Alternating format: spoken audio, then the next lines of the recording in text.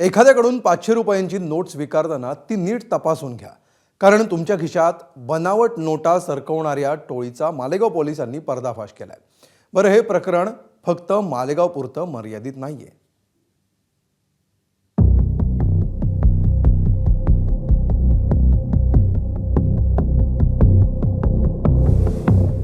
नाशिक जिल्ह्यातील मालेगाव पोलिसांनी एका कारवाई दरम्यान ह्या नोटा जप्त केल्यात।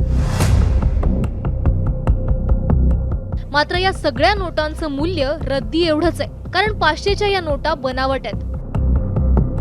पोलिसांनी मास्टरमाइंड संतोष केळसकरसह त्याच्या साथीदारांना अटक केली आहे। एका खासगी बँकेमध्ये इलेक्शन एजंट मार्फत जमा करण्यात आलेल्या नोटांमुळे या रॅकेटचा पर्दाफाश झालाय। 23 जनवरी 2026 को Mahindra and Mahindra finance bank के सटाना नाके के बैंक ब्रांच पर गणेश खरे नाम के कलेक्शन एजेंट ने 89,000 रुपीज बैंक के खाते में भरे, जिसमें से बैंक के अधिकारियों को ऐसा ध्यान में आया कि 50,000 के 500 रुपए के 100 नोट नकली या बनावट रूप के हैं। छत्रपति संभाजी नगर से मुख्य सूत्रधार जो है, जिसका नाम है संतोष केळसकर, उसको ताबे में लिया।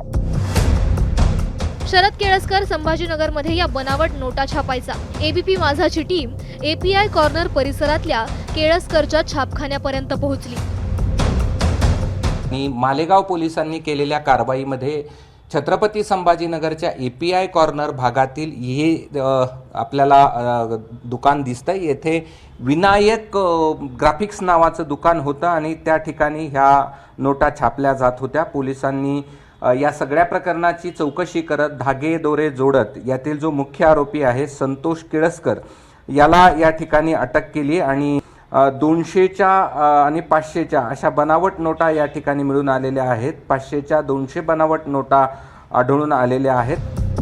बनावट नोटांच्या रूपातील 1,92,500 रुपये आणि बनावट नोटा छापण्यासाठी वापरण्यात येणाऱ्या साहित्य पोलिसांनी जप्त केलंय। या टोळीनं आजवर किती रुपयांच्या नोटा छापल्या, त्या कुठे आणि कशा वितरित केल्या, या टोळीचा आणखी कोणी म्होरक्या आहे का, याचा छडा लावण्याचं आव्हान पोलिसांसमोर आहे।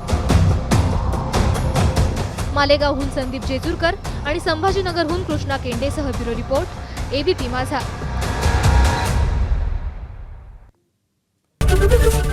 एबीपी माझा, उघडा डोळे बघा नीट।